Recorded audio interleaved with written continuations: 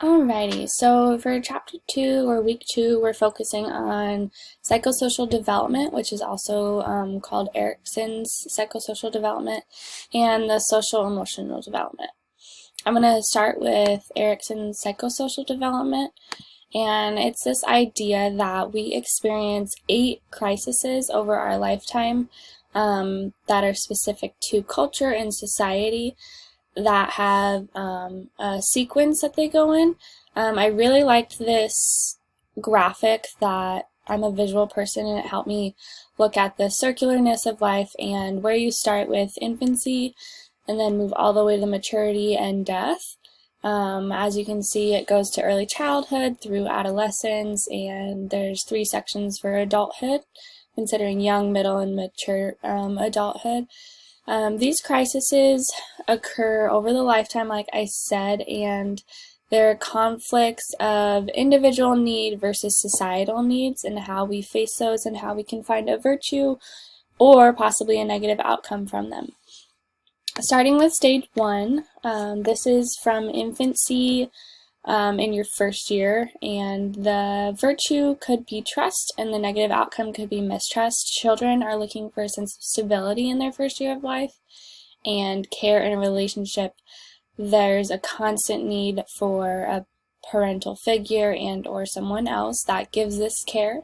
If it's successful, there's a relationship and stability of trust, and if it's not, there's possibly the development of suspicion or mistrust in this relationship. The second stage is our second year of life, and children are really asserting their independence here, learning to walk possibly away from parents, choosing toys that they like or have a blanket that they like.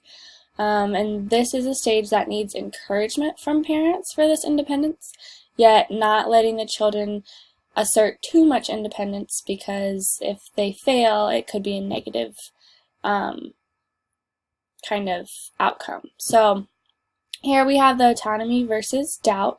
The doubt also leads to like inadequacy or lacking self-esteem or shame here. On to our next one. Down here we have our stage 3. This is the virtue is initiative. Uh-oh.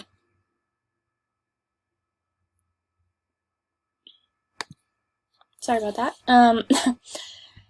The virtue is initiative versus guilt. This happens in stage 3 at 3 to 5 years, where children are experiencing peer interactions and beginning to ask a lot of questions of what is normal or the interpersonal skills that they develop in day-to-day interactions. This virtue is purpose or initiative, and the negative outcome could be guilt. Sometimes we experience guilt over curiosity if we ask too many questions by some people, which could lead to the inhibition of creativity as well. So definitely praise people for asking questions there. Stage 4 is 6 to 12 years, and this is really where people are starting to develop their competency. Children are wanting to earn approval from important teachers and or adults in their lives by developing a pride in the mastery of their knowledge. The negative outcome here is inferiority. Not being able to reach their potential is a definite fear that they have, and failure develops modesty, which we don't want to tap on people at this age. Stage 5. Stage 5 happens from 12 to 18 years, and we begin to re-examine the identity of who we are and figure out what roles we have in life. This also coincides with body image and confidence. That's when we're really exploring where we fit in life. The virtue here is fidelity or identity, seeing oneself as a unique person and integrated in the roles that we have, and the negative outcome is role confusion. This can lead to not knowing who you are, leads to rebellion, bad behavior, unhappiness, depression, things like that. So it's a really crucial to me turning point in these stages. Stage 6 is happening from 18 years to 40 years, and this is the exploration of relationships and wanting to find love or longer-term commitment to someone. I put someone's here because I think that's a little outdated personally, in that we can only find love with one person. So I put the S there.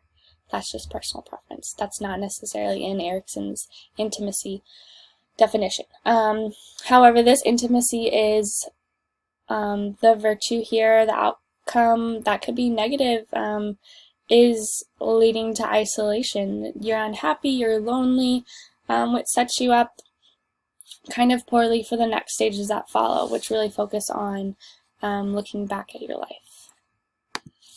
Then these last two stages we have here are generativity versus stagnation. This happens in ages 40 years to retirement.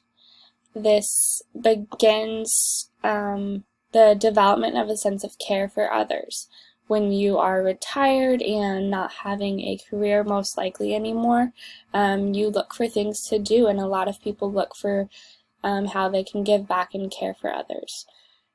The negative outcome here is feeling unproductive and stagnant. They don't know what to do, they're bored, and it can lead to a lot worse sense of unaccomplishment, which is stage 8, which happens in the ages of 65 to death. Here we have the contemplation of life and the productivity, like I just said, or the lack thereof, that one has experienced. They really contemplate the accomplishments that they've made in their whole life, maybe looking back at their family structure. The negative outcome here is despair or dissatisfaction upon death, yet the virtue is wisdom, because if you have the wisdom or sense of intelligence throughout your life, you're able to look back with closure and acceptance of what you've experienced, which prepares you to not have fear upon death.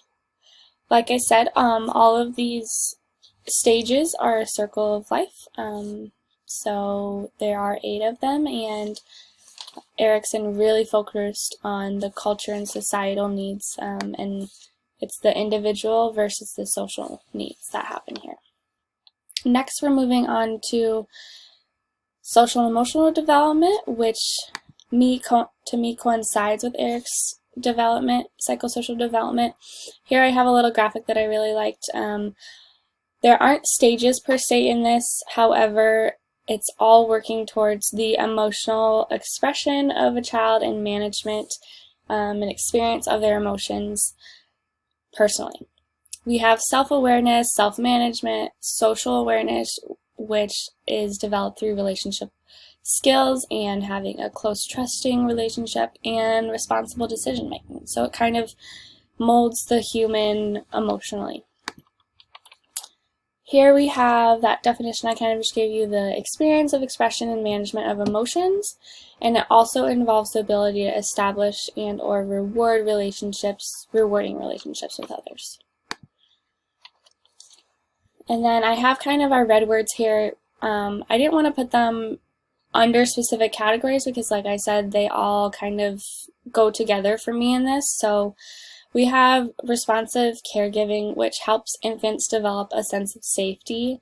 This is being there, being involved in their life, waking up with them every morning so that they can trust the people that are in their lives in the first year. Emotional security is part of this as well. If you establish that relationship, they understand the world and the role that they have in that world. And it's also developing a sense of self. There's a support of regulating emotions here, and they develop personal preferences. The social understanding goes with the development of routines and social behaviors that they learn to navigate in social situations. This could be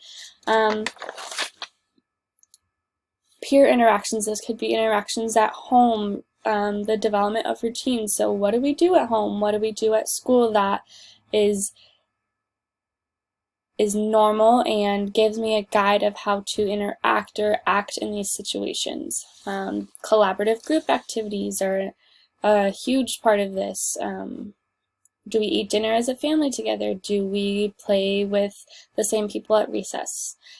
Self-efficacy is the belief in one's own abilities, and this is really through the recognition of the ability and how a person knows that they can make something happen. It's also coinciding with the self of competency and knowing what you're capable of. In this social emotional development, competency is considered a basic human need, so that one's really important to me. Alrighty, lastly here we have 3 other kind of points or things that I thought were really important, which begins with emotional regulation.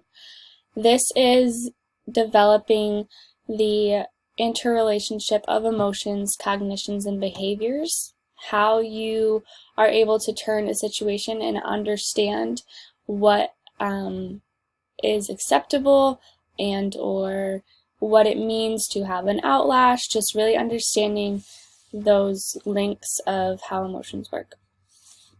And down here on the left, we have communication tools or systems that I thought are all important to understand as fellow humans and how emotions can affect other people. So empathy is how people are linked through emotion, and this is really important to understand the social nature of that and how some situations with people need empathy, or you might need empathy at one point, and how this roundabout development happens within the first couple years of life.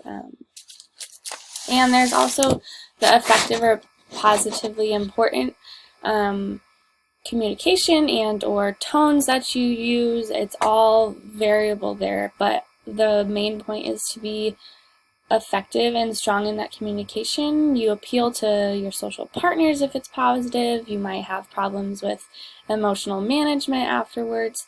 Those are really important. Just be positive. And lastly is the understanding of the temperament of a person. This is a person's nature. It's how it affects their behavior. I have a very familial temperament and also an artistic temperament, which kind of don't go with one another. One's more independent than the other, and my familiar temperament, my family means everything to me, and that deserves a lot of empathy from other people sometimes, and it helps me understand my social structure and where I fit. And the last one is impulse control, and social understanding goes into that. Peer interactions are a great practice arena for impulse control, and it helps us adopt social situations and follow the rules of society and how best to interact. This goes in a classroom. How do we interact in group work? How do we interact in individual work? All these things work together. I'm going to go back up to this graphic here because I think it's important. It just all goes into one package that she's sitting on. It all has a happy outcome, a loving outcome, and really just that self-awareness of the sense of self and evolving the understanding of the world around them and the self-management. Emotional regulation really begins with a mother and infant, but it's influenced by culture and it's how we understand the world and make sense of it. So we really need to be empathetic towards people and understand where they're coming from. Sorry if that was a little wordy, I know it's long.